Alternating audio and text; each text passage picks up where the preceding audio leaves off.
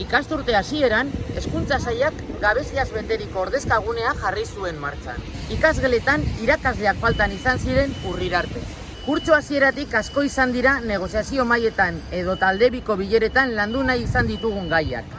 Adinagatiko orduen murrizketak bultzatu ditugu. Eskolako ordu kredituetan eta administrari lanpostuetan murrizketarik ematen ez dela bermatzeko proposamena egin dugu. Oposizio eredua berritu eta egokitzaren aldeko aldarria etengabe mahai gaineratu dugu. 300 gora langileeri prestaketa ikastaroak eskaini dizkiogu eta COVID-19ak sortutako egoeraren aurrean prozesu hau 2021ko ekainera atzeratu beharra dagoela exigitu dugu behin eta berri. Kalitatezko hezkuntza baterako bidean, etapako ratioak murriztea exigitu dugu.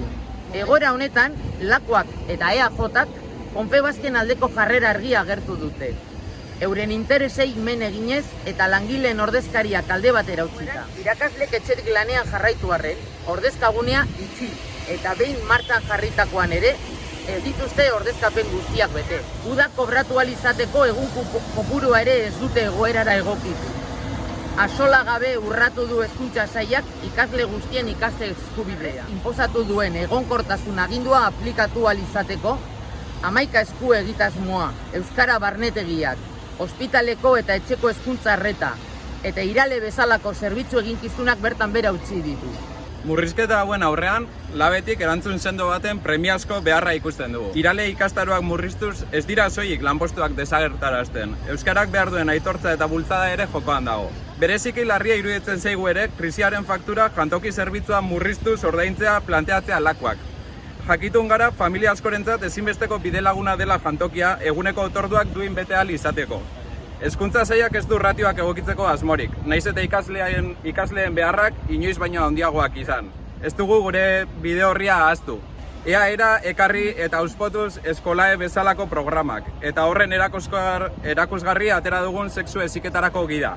Ebaluazio hezitzailearen inguruko jardunaldiak eta PSOEk iragarritako LOMLOE hezkuntza legeari adierazitako kontrakotasuna. Afiliazioaren ondoan egoteko alegin bat betean aritu gara larrialdi egoeran ere. Langileon eskubideak defendatuz, osasun eta segurtasuna erdigunean jarriz planto jarrerak bultzatuz, edota egoera injustuak salatuz eta irakasleak telefono zein emaile sartatuz edo gai monografikoen inguruan streaming bidezko azalpenak emanez.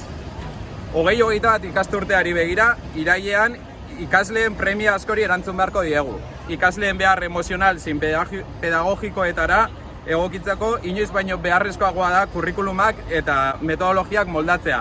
Etapaka eta gelaka, ratioak jaistearekin batera. Ikasleak eta haien aniztasuna erdigunean jartzeko ordua iritsi da. Atzera pausurik ez dugu onartuko.